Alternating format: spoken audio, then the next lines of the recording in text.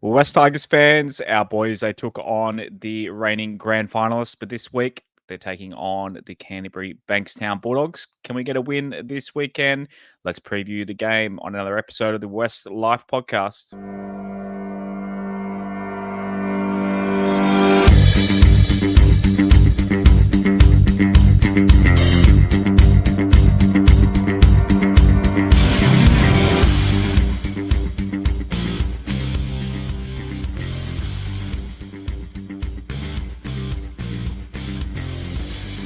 Welcome into another episode of the WestsLife podcast. I am your host, Josh Barnett.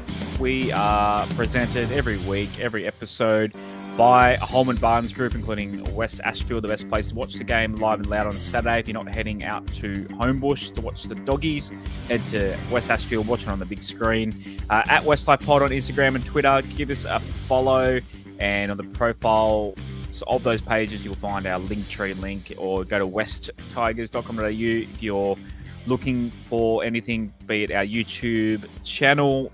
Shouts to all of our regulars and see them all piling into the stream again.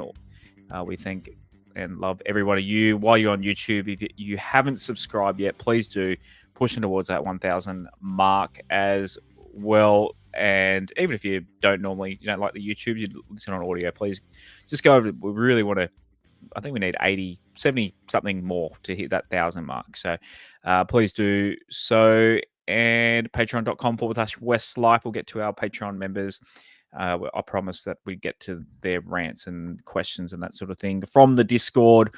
We had a huge show on Monday night and kind of a little less show tonight. I'm not predicting 100 minutes in this episode, and I'll throw to the stats man, Mr. Thompson. How are you this evening?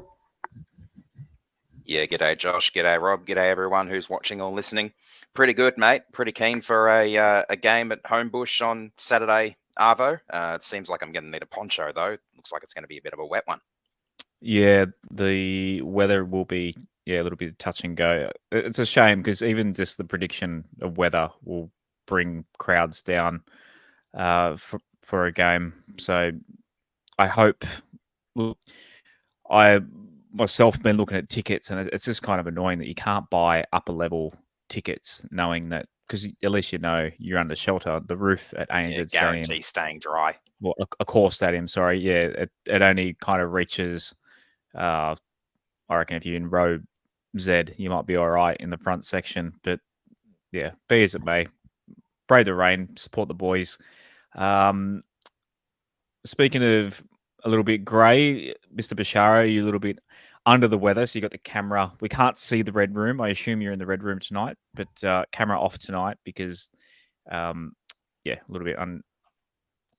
I'll let you take it from there. But how are you this evening, Roberta? I hope you're feeling better. Other than my eyes, guys, I'm well. I hope you're all well. G'day, everyone out there.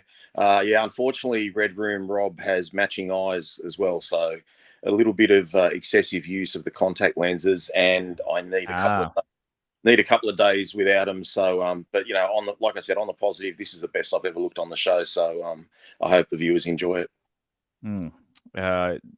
Righto, seen all the regulars in. Who are we going to see? Blake, Shane, Smiling Sane, Matt, Tom, John, Magpie, Nate. That's a new one. Nice, welcome along, Magpie, Nate.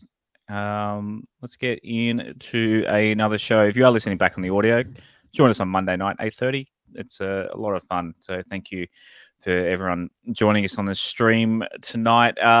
Shout out to West Ashfield, our major sponsor of the WestsLife podcast. As we've mentioned on the show many times the last few weeks since it's opened, the Villaggio Italian restaurant, they're doing schnitzel nights on Wednesdays. So head to, you get a $17.90 schnitzel with a choice of a couple of sides. So go over Snitty on a Wednesday night and then, fill your bellies up. You can listen to us on the way home, I guess. If you're in the car, chuck the YouTube stream on with your belly full of chicken snitty and a couple of skewies, and listen to the WestsLife podcast. So Wednesday nights, we'll have to do a show with the snitties under our chins. I'm sure eating on the air is definitely what the listeners want want to hear. Chasebet.com.au as well, or you'll find the link in our profile pages to Chasebet. And if you sign up, use that link and message the guys in the chat. The friendly, small little team there, Chasebet, they'll look after you. Say WestsLife sent you, and see what they can do for you if you are like to have a punt on the ponies or sports and everything in between, even NBA. If you had a look, you got Rob. You said I didn't mention it on Monday. I was a little bit nervous, but maybe put some money on Nikola Jokic Finals MVP. There, that's my early Robstradamous of the night. But we'll get to the actual Robstradamous later in the show. Let's get into the Canterbury Bankstown Bulldogs v West Tigers game 3 o'clock Saturday afternoon. Run us through the West Tigers team list. No worries. So Dream Buller at fullback with Charlie Staines and Solomon Aliamalo on the wings. Brent Naden and Justin Olam in the centres. Lockie Galvin and Aiden Caesar in the halves. Stefano Utoikamanu and David Clemmer as props with Api Coruscant at hooker. Isaiah Papali'i and Samuela Fainu in the second row with John Bateman at lock. Latu Fainu, Alex Twal, Alex Seyfarth and Fanua Pole are on the bench. Jake Simpkin is 18th man. And the reserves are Stafford Toa, Asu Kepaoa, Alex Lobb and Solomona Fa'atape. So exactly 0 changes by Benji Marshall this week, The only change is Star in the reserves, replacing Talon De Silva. Yeah, so look, Appy obviously under injury cloud, apparently hasn't trained all week, but they are saying that they're pretty confident that he'll play. Roberto, do you think Appy will be right to go? Obviously, playing with a sore back, not ideal, but... No, it's definitely not ideal. It depends on really how bad it is. Benji's said publicly that if he's not 100%, he's not going to play him. Obviously, this is a must-win game. We've lost 4 games in a row, so we need him there. And I think we do have a little bit of an edge in the front row. So I think with his guile, that's where we'll want to play, a lot of our footy. I'm hoping he's there. And, if Talon's not on that extended bench, I guess it'd be Jake and Latu sharing the hooking role. So look, I hope Appy's there. I'm sure he'll play. But again, he did come off, early in midway through the second half on Saturday night. So look, I really haven't got any info, and I haven't really tried to seek any information. But I hope he'll be there. I mean, he's hard enough to get off the field at the best of times, so I'm sure he'll want to play.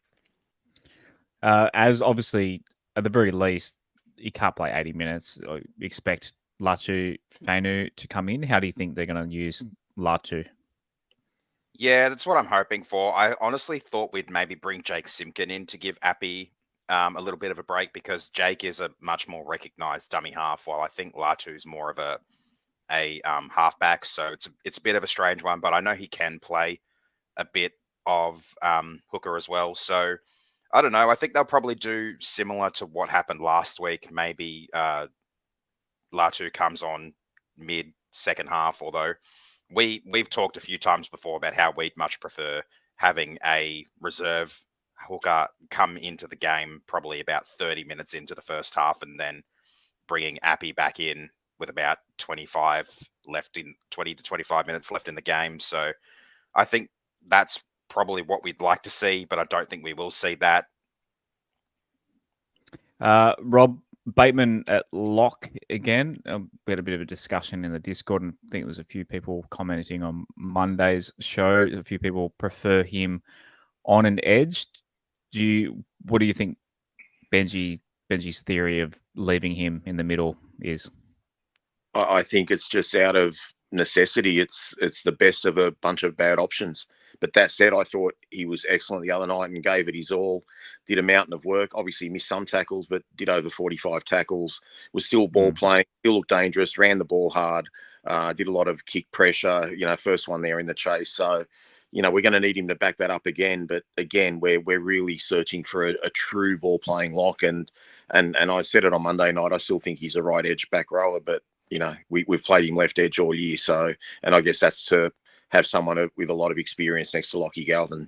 But look, in Benji we trust, and it's going to be a monumental effort to try and get a win, boys, because having lost 4 in a row, I'm not sure what Canterbury are up to. I think they might have won 1 or 2 in a row.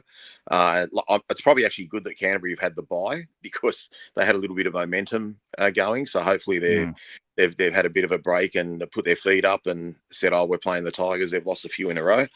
But yeah, I guess we're going to be, as long as we're not losing badly, I think we'll find Bateman in the middle for most of the rest of the year. Is there anyone outside the 17? Look, a lot of people talk about the depth this year. This is basically the best 17 that we can put on the park. So we can't, despite, I don't know, what we think about what number, which player should wear, we can't. I mean, I guess you can make an argument for Adam Dwayne when he comes back, but yeah, this is basically what we're rolling with, I guess, unless you want to start running with some younger kids coming through. Yeah, basically. Obviously, a lot of people would probably say Junior Tupou would be one of our first choice wingers, although he hasn't been playing quite to form this year, and he's not going to be here next year anyway. I'm surprised maybe Stafford Toa is being held back for a week because I have a feeling he might come into the 17 possibly next week for maybe Naden in the centres. I feel like that's an option there, or maybe a Naden move to the wing and a Solomon out of the team sort of thing. But I don't know. Otherwise, we do feel pretty close to full strength. I'd say they're probably the only 2 players that would be in our 17 that aren't currently, as well as I think maybe Jake Simpkin as a recognised dummy half, although maybe Benji's thought is Latu has a little bit more utility value. Rob, as mentioned, possibly moving Naden there. I'll probably push back on. I know you're just trying to think of ideas, but I think Naden Olam has to be the centre pairing. The wingers, Alamalo club debut last week. Do you think he'll have a better second game this week? Oh, look, I hope he would, but we've got to be fair, guys. It was his first game in top grade. It wasn't like he was planned to play there. He's only there because Tupou was there. Tupou was out, so he's really only had a week to get ready for it.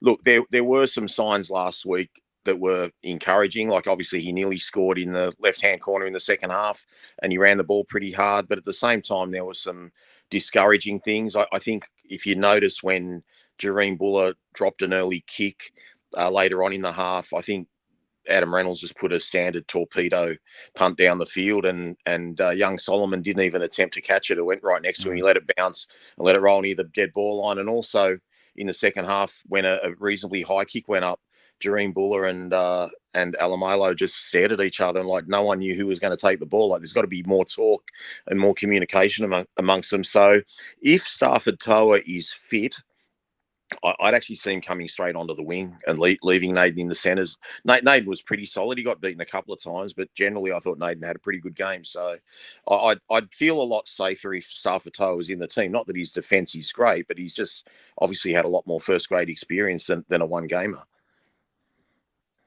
How are you feeling about the forward pack, Roberto? They're definitely ripping in this year. They seem... I know a lot of people are saying the team kind of looks a bit tired, a bit fatigued, because obviously a few of our stars have kind of dropped off a little bit. Do you think, I mean, it sucks. What are the bad things about having the bye first, I guess? I think they need a bit of a rest, but they're not getting it for a while. No, look, I think just looking at that starting 6 in our pack, I can't look at any of those names and say anyone played badly last week. I actually think they all played great. I mean, Steph played a bit more of a ball-playing role, but David Clemmer was really solid. Papali'i, I thought, was great. I've already mentioned Bateman. Samuel Afenu was Aaron's best player for the night. He played pretty well. So I've got no problems with our forwards. It's just, I think when you lose 4 games in a row, just for me, like I love the team. I love how there's little, shoots of improvement. But at the same time, when you lose 4 in a row, you just kind of like, do I trust our team to win? Like, I feel like even though Canterbury have got some positional changes, which we'll get onto shortly, I just feel like they might be fractionally more trustworthy. Although I'm not crazy about their front row. Granted, Marnie's a really good hooker, but yeah, I don't know, they just seem to be a little bit more settled. They seem to be finding their groove more. But what you mentioned about Alamalu, the thing I'm worried about too, guys, especially after last Saturday, and I guess we'll talk about how the game pans out and all the matchups and what have you, but you can imagine Burton just putting up these monstrous bombs this week. Because if we're just staring at each other between the fullback and the winger and letting balls bounce and seeing Jareem, mess up quite a few balls, I mean, if Burton gets onto some of those torpedoes like Adam Reynolds did, it could be, especially in the wet weather, it could be a really sort of difficult afternoon for the back three. Yeah, definitely. Someone in the comments on Monday mentioned that, I think, or maybe it was someone in the Discord sometime during the week, that Burton's bombs could be a bit of a problem for our team. Yeah, they should. He gets the top on him. Like I noticed a lot of times he still gets them really high, but he's kind of doing more of the traditional bombs this year. I don't know if it's because he's maybe skewed a couple off the side of the foot late last year, but gosh, when he gets onto a proper torpedo bomb, there's no one in the game that's got a bigger boot. Yeah. Oh, yeah. His spirals are deadly. Yeah, they're incredible. And yeah, like you said, the wet weather and the grey skies as well, the ball get lost a lot easier with the cloud behind it as well. Just bring up Matt McNally on McNally. Thank you. I was thinking of Rand McNally from The Simpsons. Sorry, Matt. He said, is Justin Matamua injured? I believe he's suspended. Is that right? He got suspended, last week. So that's why. I think it's only a 1 week. I don't know off the top of my head, though. Yeah. Would you bring Matamua? He got a crack. Which game was it that he got a crack? Was it Penrith game? Dragons. He came in. Dragons, yeah. I don't know. Would you bring Matamua in, assuming you could play? I honestly thought he played quite well. And if he was available, I see him as a decent option potentially in the 13, which would move Johnny Bateman back into the second row and Sam Fainu back to the bench at the expense of, honestly, I don't know which of the four of them you'd drop at this point, because they've all been pretty solid in their own ways. But yeah, I do feel like maybe he should get a crack at 13, because he showed a decent bit there as a bit of a ball playing lock in that game against the Bears on Saturday, Arvo. Righto, let's go into the Doggies team as. Too easy. So fullback is Connor Tracy, Jacob Carraz and Josh Adokar on the wings, Bronson Jerry and Stephen Crichton in the centres, with Matt Burton and Drew Hutchinson in the halves. Max King and Josh Curran are the props, with Reed Marnie at hooker. Viliami Kickow and Jamin Salmon are the second rowers, with Kurt Mann at lock.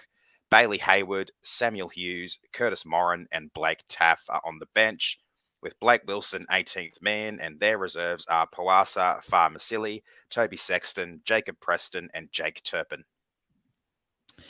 Rob, we're heavy outsiders in the betting for this. Like there's some good, obviously plenty of talent, especially like some names in the back line. They're playing a lot better. They're not the Canterbury Bankstown Bulldogs of the last few sets. They are playing a little bit better football this year, but I don't know. Call me biased. I think this side doesn't look. I wouldn't say I'm confident that we're going to win, but it's a winnable game. I think. Like, I'll be disappointed if we don't win this. Again, like I think we're very similar in how we play and what we're trying to achieve as clubs in trying to get off the bottom of the table. I think just looking, if I have to compare the two, Canterbury are more potent. Like, they do have more points in them, although our team should have as many points in us, but we're just not doing that. But yeah, if you look at that back line, I mean, I know they've moved Connor Tracy around a fair bit. I think he was in for Adokar when he was out, and he was in for Blake Wilson when he was out. So he's played left wing, right wing. Now he's at fullback. And I think he might have had a game at fullback prior to the bye there. But, obviously, like Stephen Crichton on Justin Olam, I mean, that they would have seen what the Broncos did last week, working to the left and then shifting the ball to the right. But again, that said, like, how good's Kikau been this year? Kikau has been on fire. So the matchup with Kikau and Papali'i will be huge. And obviously, Addo-Carr's in pretty good try-scoring form as well. So, look, they've got enough strike there. They're back row, even though they're not traditional. Like, I wouldn't say Kurt Mann's a traditional 13, and Salmon, is a back rower / I don't know, hybrid 5'8". Like, they're not solid, but like they're capable and they're potent and they can score a try and they can create an offload. So they've got enough there to give you a hard time. But if we play to our strengths, we should just be rolling through the middle of these blokes all day long and just getting that rotation going and, giving Steph a break after 25 or 30 and getting Bolle on and running off the back fence and just keep getting these guys, getting to our kicks, put them in the corners and just hope they make some mistakes, because if they get in our quarter line, guys, they're going to be pretty dangerous. They do some good backline shifts. As how are you feeling looking at this lineup? Not too bad. Like you said, this is a very winnable game, and I will be like you. I will be a little bit disappointed if we don't win.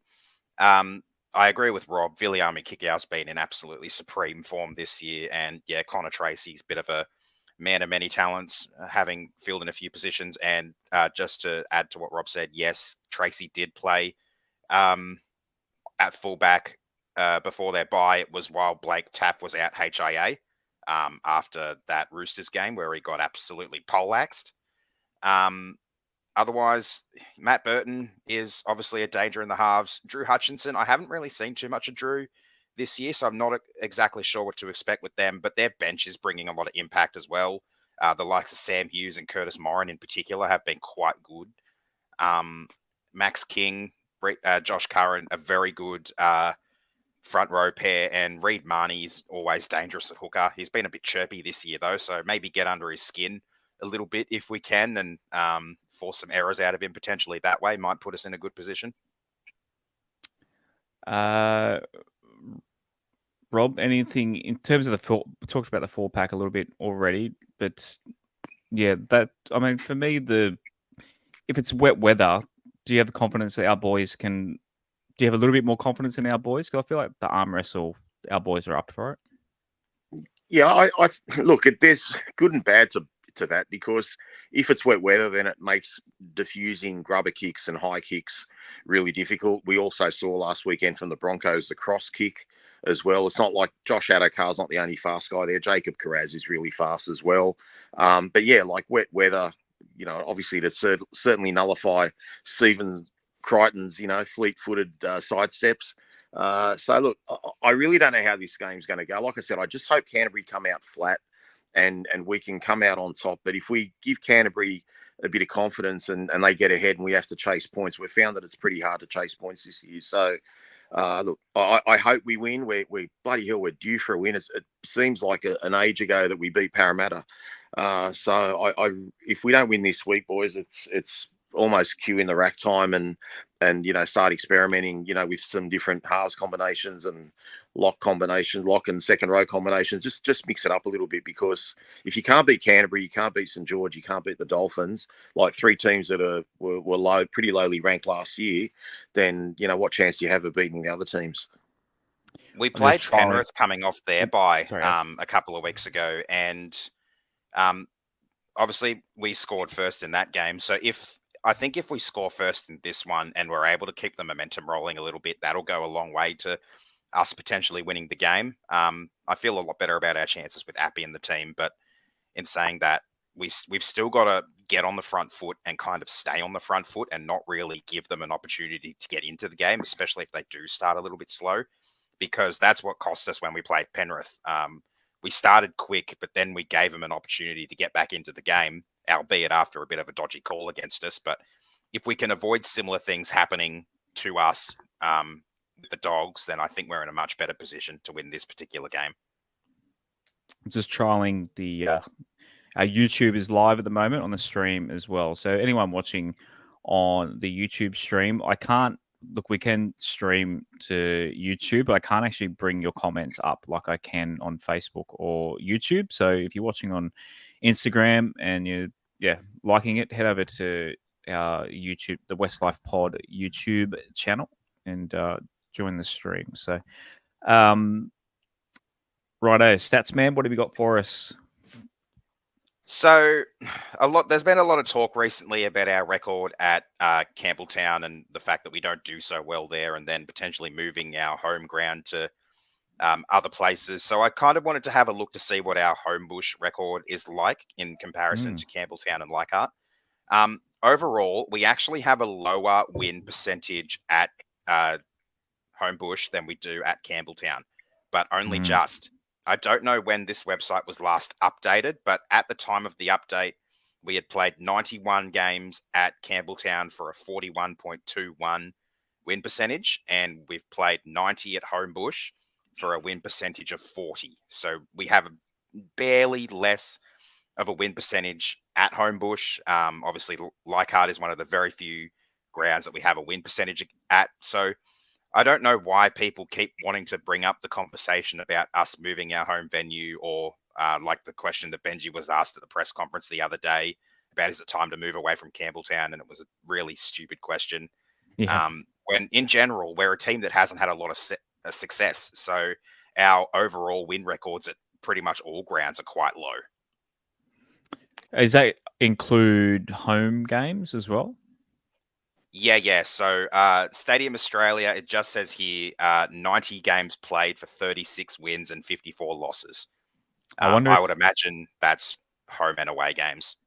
Yeah. I mean, not that it make that much a difference at Homebush, but I wonder if have we won more if we're the home team, do we win more? But I guess it doesn't really. I mean, you probably have more of the majority of the crowd, but yeah, I mean, you're that far away at Accor Stadium. I guess it doesn't really make any difference. I just got up on the screen for those watching. So our previous games all the way back to 2010. So yeah, look, there was a good run there through COVID, like pretty tumultuous years for us. But we got 4 out of 5 against them there. So 2020 beat them twice at a crowdless CommBank, and then a little bit of a crowd at CommBank, and then beat them at a crowdless Robina. We played them on the Gold Coast, and then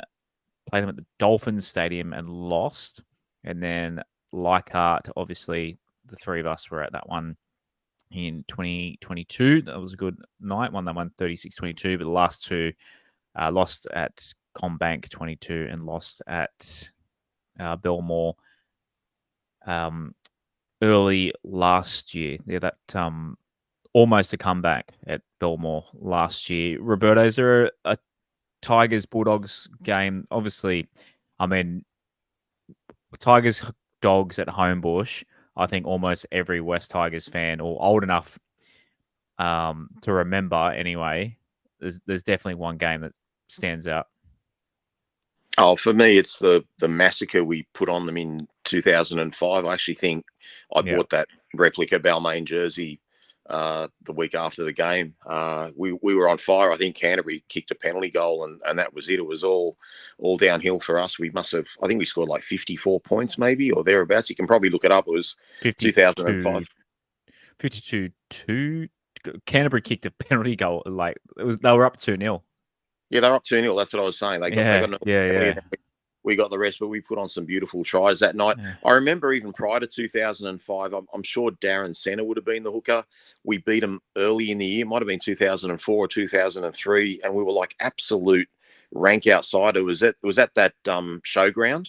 I think it was at the showground at Homebush, and we pulled off a miraculous upset. Like I think we were $9 outsiders to win that game or something like that. So that always the Giant Stadium is what you're talking about. Whatever that stadium is at Homebush. I just remember like we weren't expected to win. I wasn't at the game, but I think I watched it on TV. It was Saturday afternoon from memory, and it was just an absolute pleasant surprise because I think we beat Parramatta in the same season at ridiculous odds as well at like $8 or $9 head to head. So we seem to like winning at those big odds. Oh yeah, 28-22 at Showground. Round 1 of 2002 season. Hassan Salah. How do I pronounce that, Rob? God, I'm bad at pronouncing names in this show. Hassan Salah. I did know that. Hassan Salah, 2 tries, and you said Darren Senna got a double, didn't you? I didn't say he got a double, but I just remember Darren Yeah. Senna having a really good game. Yeah, he had a double. Benny Galea, the other try, Joel Kane, 4 out of 7. This Bulldog side, Luke Patton at fullback, Hazemel Masri on the wing, Vagana and Talau, obviously Tommy's dad. Tommy's dad, isn't it? Willie Talau? Yeah. Yeah, Braithen Astor and Trindle in the halves, Rahihi, Stephen Price front row, Corey Hughes, hooker, Darren Smith, Reardon, Travis Norton, lock, and then the bench, Sherwin, Dennis Scott, Willie Mason, Jamie Feeney. It's like a decent. They won the comp. Was this the salary cap year or the next year? It was No. The salary cap year was 2002, and the Bulldogs won the comp in 2004. 4, yeah. So it took them 2 years to win. I was trying to think, was it 2003, 2002? Yeah, obviously a little bit too young to remember that one but yeah, good memory. Actually, yeah, I can't remember that game. I don't remember us ever playing at the showground, but we played there 1, 2, 3 times against the Doggies in 2001, 2, and 3. There you go. Yeah, so 54-2 it was in 2005. Let's relive that for a bit. So Fatawiro got a triple or a hat trick. Paddy Richards got 2. Brett Hodgson, Benji Marshall, Scotty Prince, and Benny Galea again popping up with the try. 9 out of 9 for Hodjo with the boot. I think Hodjo, 22 points in a game. He broke some sort of record, I think, for most points. Might have been most points in a season. He did. I think he did most points in a semi-final, in our first semi-final in 2005 against the Cowboys. That might have been it. But I still, you've just mentioned Benji Marshall, I still remember Benji Marshall running down the right wing. So if you're watching on TV, nearest side of the field, just running left to right and just absolutely streaking them before improving his position. Good times. As any more recent Doggies Tigers memories for you? Yeah, I do have one. Probably one of the coolest memories I have from a footy game, actually. So it was the game against them at Accor on the 23rd of April, 2017, round 8. That was Anzac round, obviously. So my brother and I, we were sitting there in our seats waiting for the game to start. Basically, our seats there for the home games were like second row, right on the 40-meter line, on the right side of the tunnel. Sorry, the left side of the tunnel when you're like sitting in the stadium. So we were approached by one of the staff members from the Tigers who asked us if we both wanted to go onto the field for the Anzac ceremony. So, and we obviously said yes. So my brother and I were out there during the ceremony holding the New Zealand flag in front of the Tigers, in front of the team. And I actually still have the picture of me holding the flag in front of the team that day, which I thought was a really fun experience. And obviously we won that game with a late try to Kevin Nagama, I think it was. And yeah, that was a really good, really fun time. That was the Kevin Nagama. He saves the ball from the dead ball line and flicks it back, and Tedesco. That's right. Our best Anzac jersey I remember too. that one. I have that jersey as well. I actually missed that game. I know I was at my auntie's place watching that game for some reason. I think I was going somewhere the next day. There was a good one. There was a good one, Josh, in 2009 at the football stadium. I think it might have been our last round of the year, and Canterbury were poised to win the minor premiership, and we absolutely smacked them. 34-12. Yeah, I'm not sure what the score was, but I just remember that was the year when we won a lot of games in a row and met up with Parramatta in that famous Jared Hayne clash where Para kind of won and kept that roll going, and we suffered a few injuries that night with Tuiaki and Robert Louis, and we never quite made it. But I still remember thinking that was almost as good a team as 2011. I wouldn't say as 10, but that team really should have made the semi-finals. It was a really good team. Yeah, tries to Molson, Ashford, Lawrence, Benji, Danny Galea, and Dean Hallertau. I forgot Danny Galea had a stint. Who was the other second rower that night? Josh, he was the CEO for Penrith for about 5 minutes. Garrett, for us or the Dogs? For us. It was Gareth Ellis. No, there was, it might have been on the bench then. Corey someone. I can't think of his name. name. Payne? was it Corey Payne? Is he the guy that went to Penrith as CEO? I can't remember. It might have been. I think it was Corey Payne. Alan Chernak is on the bench, and David Gower maybe. No, it was Corey Payne. David Gower played. I remember bumping into him and talking to him, and it was actually after I think the Bulldogs lost a grand final. It might have been in, obviously it would have been against South, or even it might have even been against Melbourne, but yeah, it must have been against Melbourne actually. Sorry if I'm rambling on a little bit, but I remember speaking to him a few days afterwards. Just bumped into him at a bar and we were talking, and sort of saying, "Oh, it must have been really, disheartening to come so close to winning a premiership. Like it's probably the best chance you've ever had." And he actually said, even though we didn't make the finals in 2009, he goes, "I always thought the best chance of winning a comp was with the Tigers in 2009." He goes, "We had such a good team and we underachieved so much." Yeah, definitely. I was at the Chip and Chase, Jared Hayne game as well. So, Riff Raff said, I've got it. He's complimenting my good memory. It's weird. My memory, look, Simpsons quotes, obviously, things based around the West Tigers. I literally, to ramble on a little bit today, I booked tickets to see Jim Jeffries later in the year. My mate goes, "You're going to have to remind me when the date is." And I'm like, this is how I remember. I know it's following when we play the Knights. My whole life is just based around the West Tigers draw. So that's just how my brain works. I think as you're a little bit the same there as well. So if it's West Tigers related, it'll be in there. But my wife will tell me something, and 5 minutes later, I'll be like, "Oh shit, what'd she say again?" So it's a problem. I probably should seek help, but anyway. As anything else to add? You're on mute there.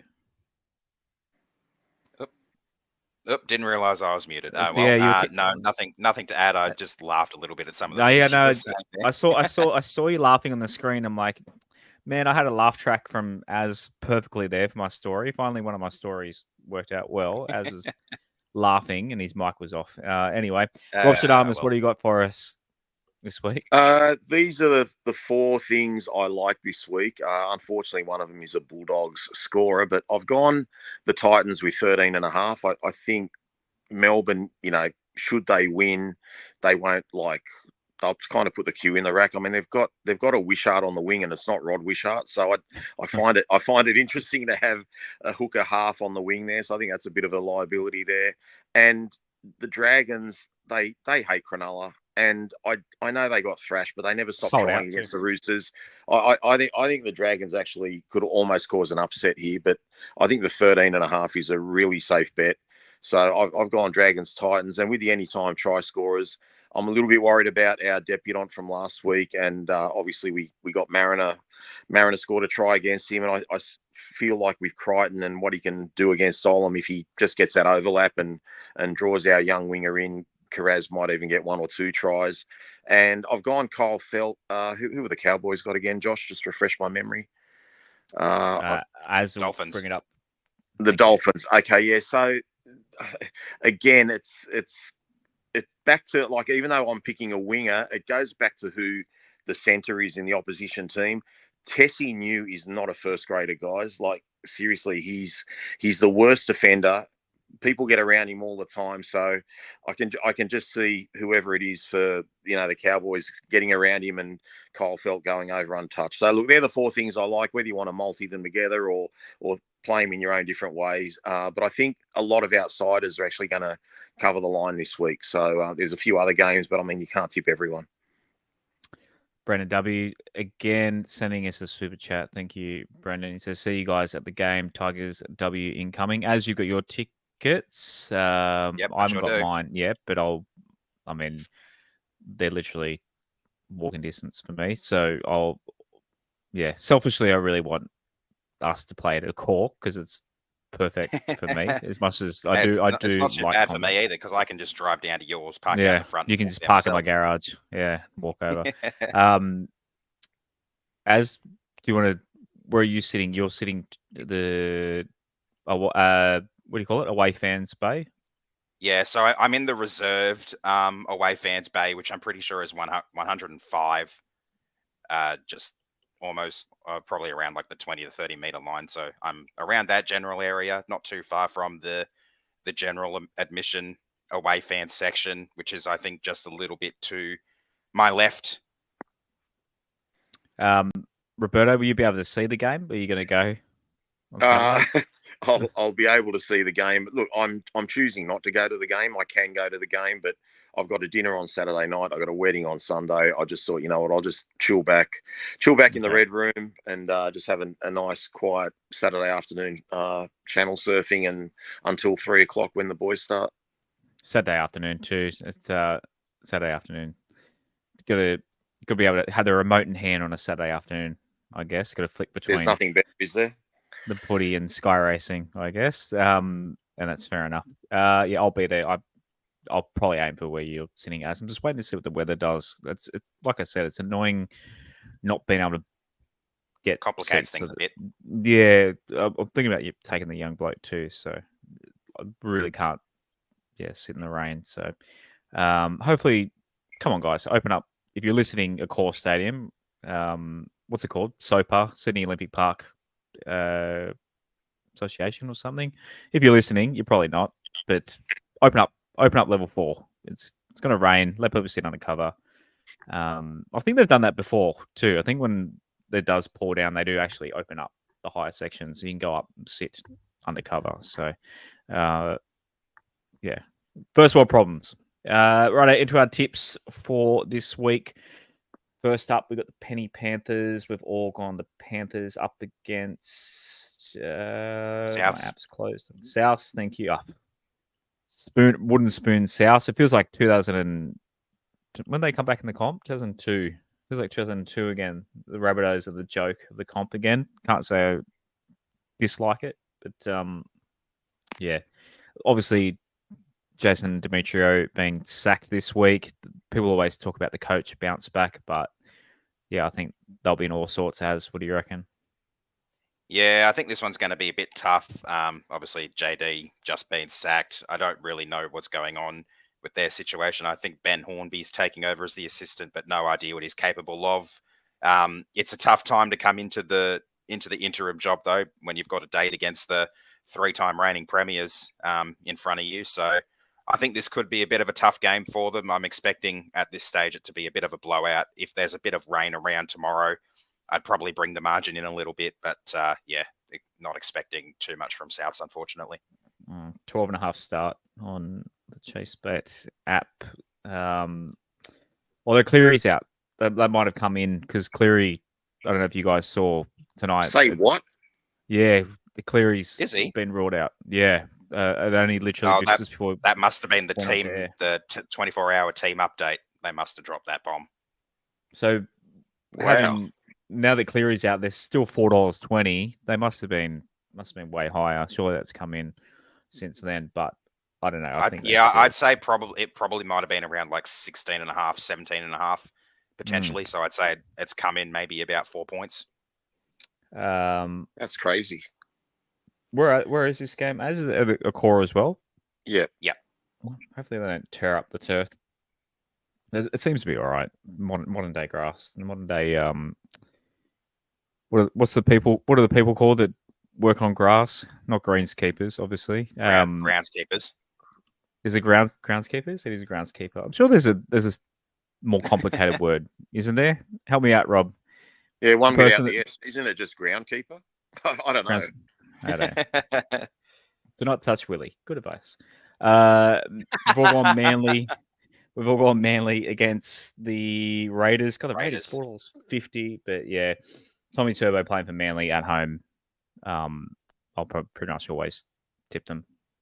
I think DCE getting off his charge as well, I think helps a lot. That's a huge in, and Olakuadu's out, which is a big loss for Manly as well. I just want to go back to the South game, guys, and get Curator. Thank you, Matt. Matt on Facebook. Curator. That's the word I was looking for. Isn't that for the cricket? Yeah, I don't know. That's like cricket wicket. Yeah, it's a cricket person. Yeah, I just want to go back to my brag. My hot take for the year was that South were going to miss the 8. So just remember that. That was my hot take for the year. But back to Manly. I feel like Canberra cannot play that bad again. and they've had a week to get used to not having Fogarty there. So I think this will be closer than a lot of people think. They match up pretty well. Canberra got big forwards, big fast backs. They played so badly last week. I do expect a bounce back, and I think Olakau'atu is a big loss on that right edge. So again, I'll probably go Penrith 1-12 and Manly 1-12. Righto, Broncos and Chookies. Roosters $3. Wow. Yeah, we've all gone Broncos. I mean, we're obviously scarred from last week. Still, they're back at home on a Friday night as usual. Yeah, Broncos at Suncorp on a Friday night. They've got Mam and Cobbo back as well, Josh. Yeah. They'll probably win the comp, unfortunately, in my opinion. But the Roosters did beat them in Vegas. Just remember that. Yeah, I guess. I don't know. It's just these odds. I feel like maybe the narrower field up in Vegas suited the Roosters a bit more. Yeah, perhaps. There's a lot of power in the Broncos outside backs, and I think they'll be able to let loose a bit more up in Brisbane. I don't know if there's weather forecast in Brisbane though. Yeah, less wind always helps the Cox. This will be the best game of the weekend. I mean, obviously, I've got to tip the Broncos, but I would not be surprised one bit if the Roosters won, because they still have a bloody good team. Like, you look at them, look at a man, and you think, like there's not much difference at all between the teams. But I went the Broncos because I think they lost in Vegas. They're due to get one back on them. No other reason. Yeah, 7.5 start. That's pretty hefty. I'd be going the Roosters with that start. Titans walk on the Storm, playing against the Titans on the Gold Coast. $4.90 for the Titans, $1.18 for the Storm. 13.5 start in this one. That's too much start. You reckon? That's way too much start. The Gold Coast have played really well the last 3 weeks. They just got beat by Manly. They had a golden point game with Canberra, and they beat New Zealand. I just think that's way too much. I know Melbourne have, they can put 50 on any team, but again, I just think Melbourne are a different team when they're away from home. Still a much bigger test though than what they have faced the last few weeks. Although I'll credit to them, the win against the Warriors on their home deck was a really solid win and very, very well deserved. And from 12-0 down as well, Aaron. And I mean, Manly go pretty well. They only just lost to Manly, so their form's not that bad. Slay Batty on YouTube, back on the grass thing. Horticulturalist. That reminds me. Do you remember the ad in the 90s at the footy? Sorry, Josh. The footy show did an anti-ad. It was like an old guy and a son. That's the son. Alan Seal, isn't it? That's with the lisp, like me. Yeah. You're quite the horticulturist, aren't you? Yeah. That's all that word reminds me of. Is that I don't know what it means. I assume it's something to do with gardening, but it just reminds me of Sterlo and doing that anti-ad. Good times. I've recently gone down YouTube rabbit holes watching old footy shows, especially like obviously Terry Hill passing away as well. God, it was good. The 90s were great. I sound like an old man. What are we up to? Oh, Tigers and Doggies. So Tigers $2.95. So I'll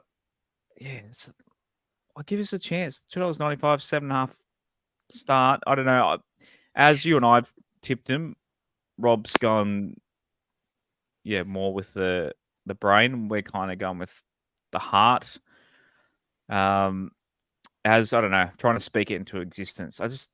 I know they're playing better and they're not the Dogs of old, but I just feel like we're due. The boys should be hungry and rip in.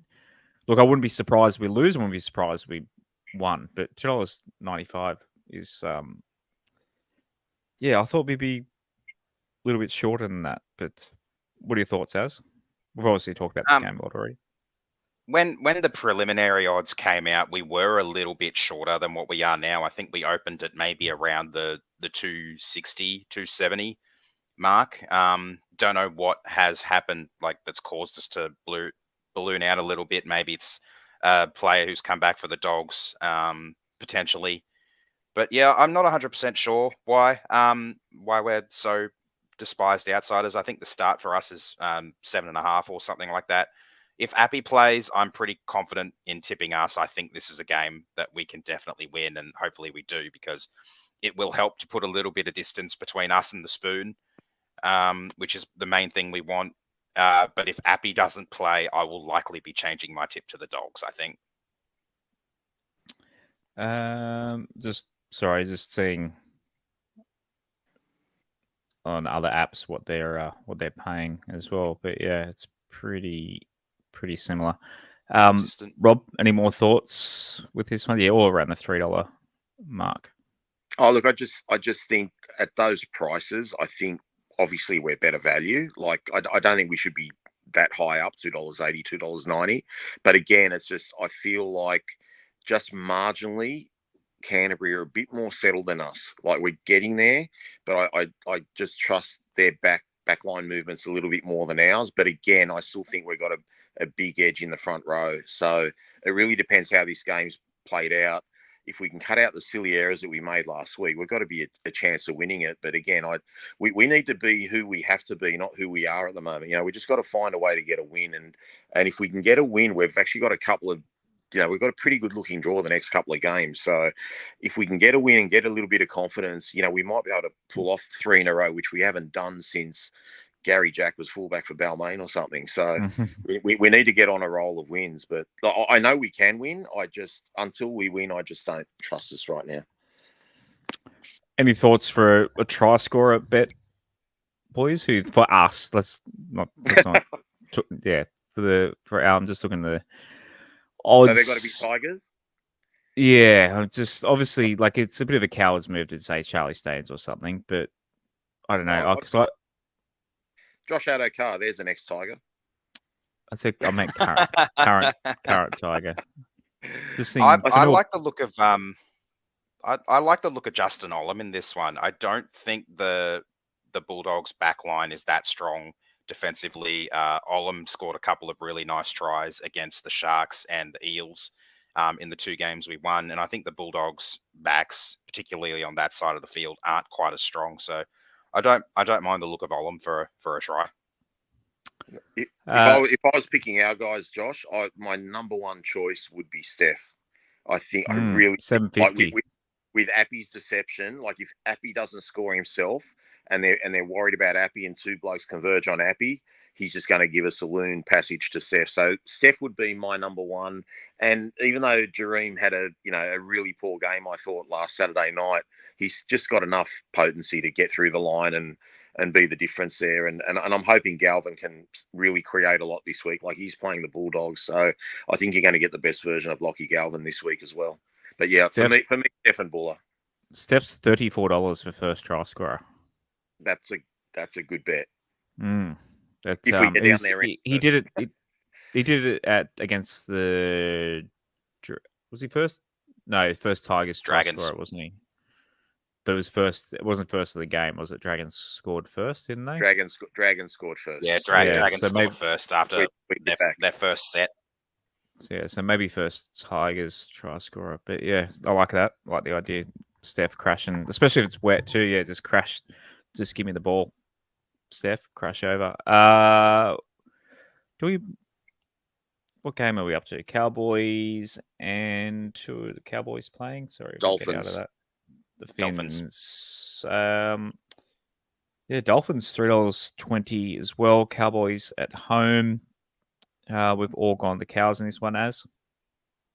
Yeah, the Cows beat the Dolphins back in round 1 at the Suncorp, and they've had a little bit of an unlucky string of results, I feel. I think they're likely to bounce back in this one. I'm still not 100% sold on the Dolphins without Hammer. I think he's only going to be missing this game and maybe one more, potentially coming back to play us in Magic Round. So, I'm still not 100% convinced on the Dolphins. So I think the Cowboys at home, after a narrow loss to the Panthers, is the rather safe bet here. Thoughts, Roberto? Yeah, I have to agree with that, guys. Look, I love it when even though it's the week before and has nothing to do with your next opponent.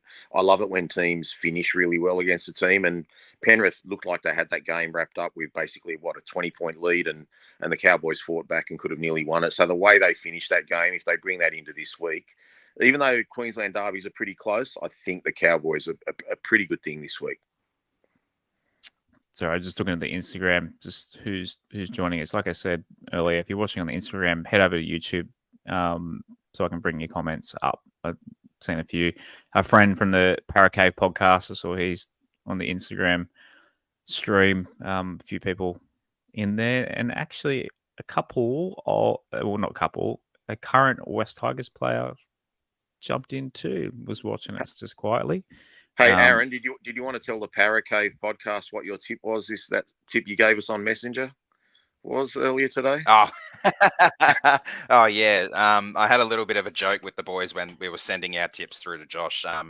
That Para aren't looking too good with no Gutho and Moses for the time being. So I said the buy to beat Para. He was all-time great guest for us, but yeah, it's he was a great guest. Yeah, he was fantastic. Definitely have him back on for the second last round of the year. Last round. Is it last round? Sorry, last round. The second last year, wasn't it? Why am I getting that confused? No, We only played them once last year. We have a bye second last, don't we? Yep. That's when I'm getting confused. It's a bye second last. Knights Warriors. So this is the closest in terms of betting. $2.45 in the Knights is the shortest. It's the only team below $2.95 for an underdog, and I've tipped the Knights because they're at home. Based on no research, just the Knights are at home, and just that. I know they haven't got Ponga, but I don't know. I'm just having a crack here. I love the Wires, but yeah, I'm going the Knights in this one based on zero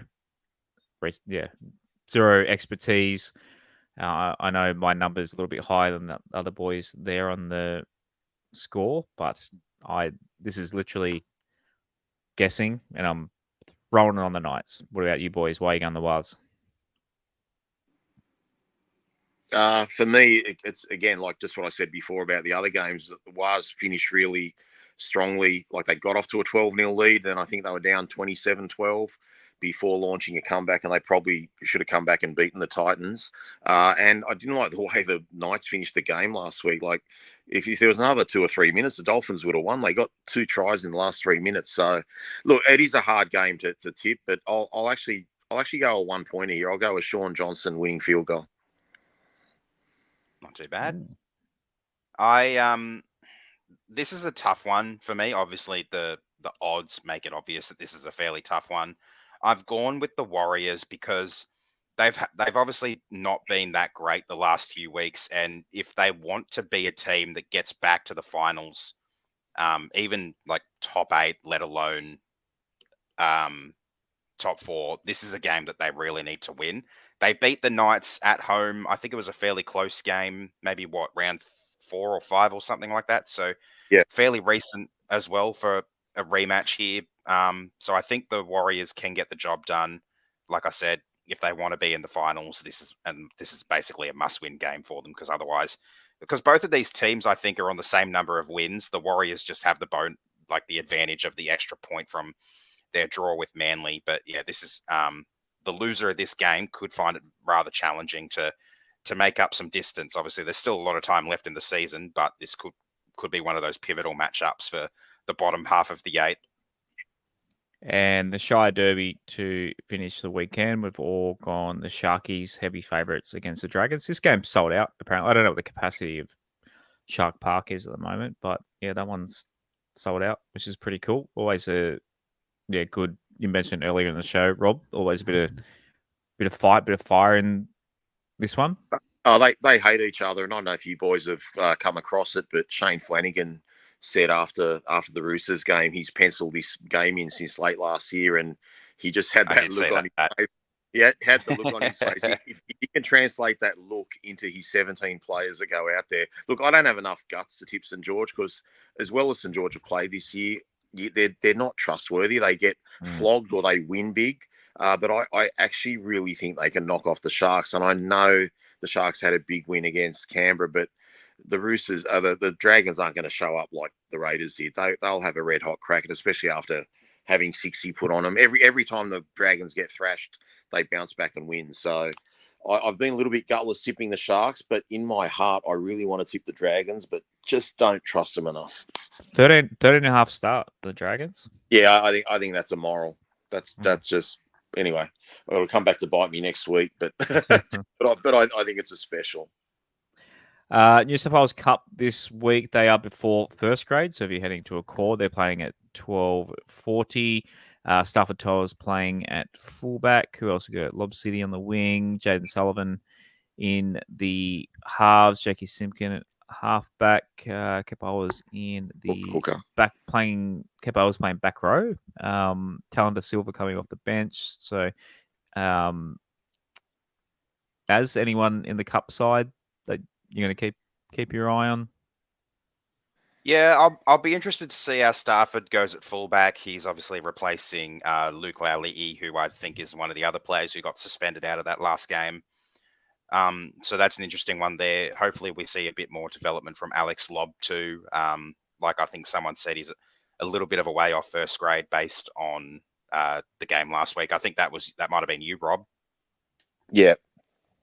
Yeah. And I want to keep seeing Talon Da Silva do well, because I think he's got a lot of potential coming off the bench for us in number 14. Yeah, I'd love to see Talon back in first grade by the end of the year as well. Jersey Flegg are playing 7 o'clock Friday night at Belmore. So Friday night, want to watch our young kids going around, head up to Belmore. I think can you catch a train to Belmore at the moment? I know what game was it where they were showing the workers on the line watching the footy? But that would have been when they were playing the Titans, I think. Yeah, that was pretty funny. Righto, to finish, Patreon, Discord, what do I call it? The rants. Our guys have left their rants in the Discord, and I promised on Monday night that we'd get to them. Shane Collett, he said, good on Benji for ignoring that ridiculous question posed to him last night about Campbelltown.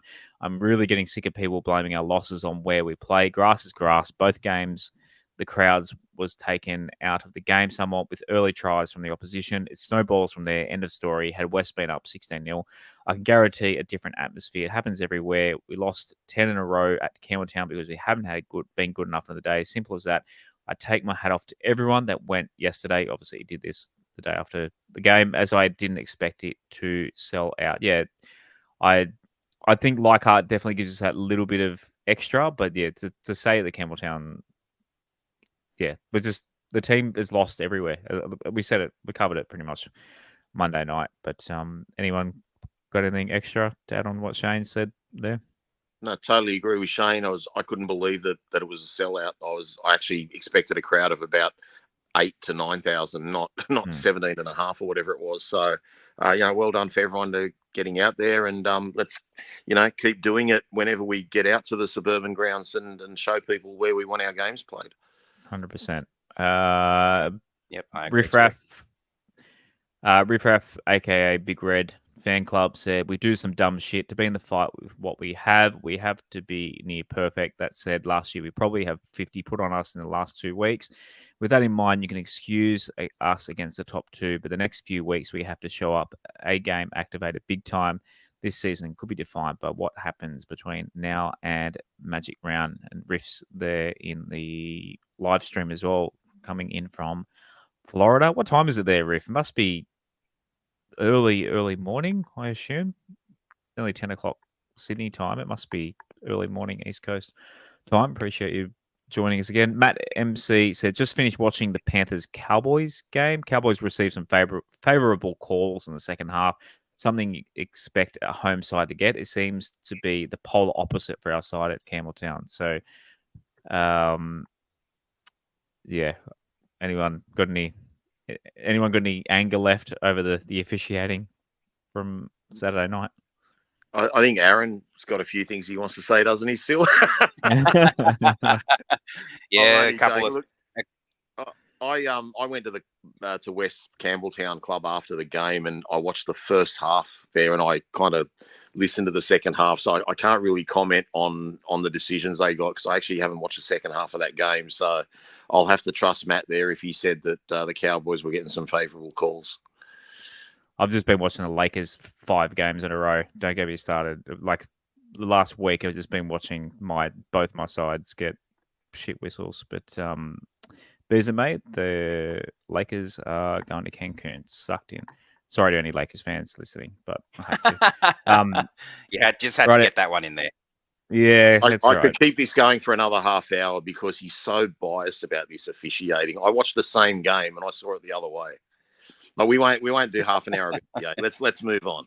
Yeah, look up the three throw attempts one side to the other for the whole series. And not to mention it's the end of the show. I can talk a bit of basketball. If you look up the stats of free throw advantage over the opposition, the Lakers is like 3 times as much as the second highest in the league. The league wanted them in the finals. So I get it. They're the 1/3 of the basketball fan base, LeBron, blah, blah, blah, but unlucky. Jamal Murray said no. Jamal Murray made a shot. I love it when my hook catches it. It's just perfect. Landed right in the spot. Reeled him in. Got him wound up. Right. Well done. Doesn't take too much sometimes, does it?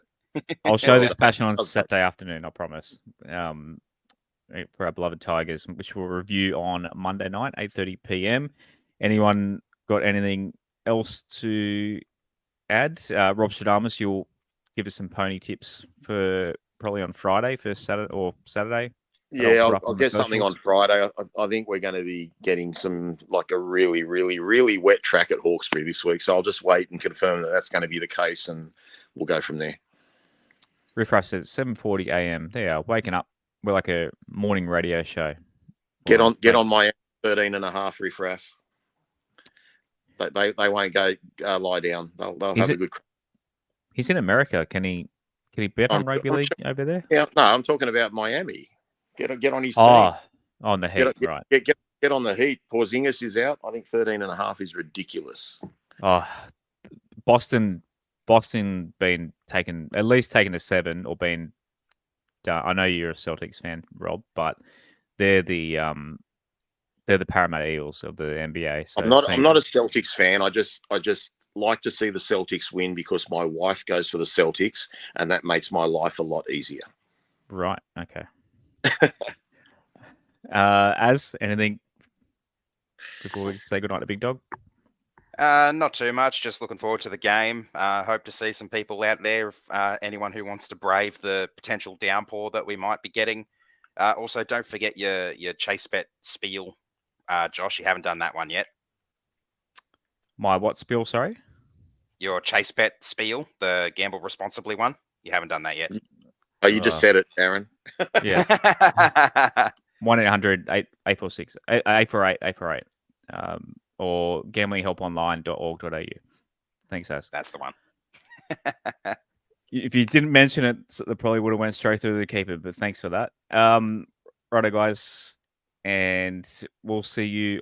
Az and I will see you Saturday afternoon, and we'll see you Monday night on the YouTube. For those, if you're on the Instagram stream there, please head over to YouTube. Give us a subscribe, please. If you're on the YouTube now, please give us a like, subscribe, share, do all the good things. Help us with the algorithm. Get the show out there. We appreciate your undivided loyalty, despite the team not getting the wins the last few weeks. Fingers crossed. We want to celebrate a win Monday night. Come on, boys. Go the Tigers. Come on, Tigers. Go the Tigers. Thanks for listening to another episode of the WestsLife podcast. Please follow us at WestsLife Pod on Instagram and Twitter and facebook.com/WestsLife Pod. You can also support and take part in the show at patreon.com/WestsLife and give us a subscribe on YouTube and turn notifications on. We'll see you again next time on another episode of the WestsLife podcast.